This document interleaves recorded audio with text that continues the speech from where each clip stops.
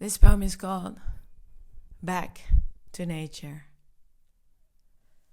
Connecting to one another, no distractions, just nature and feeling that good vibration.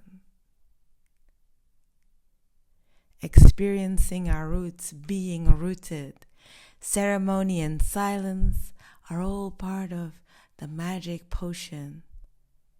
And sharing our deepest truths.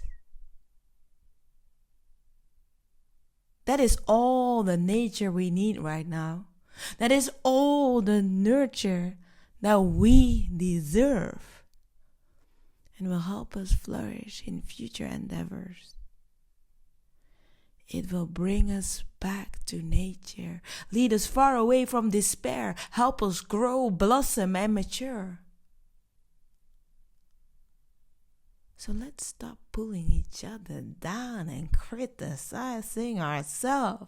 Let's take down our walls and take off our masks.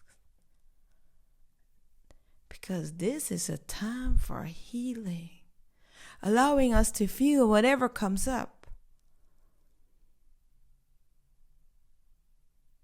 Together we rise and stand tall.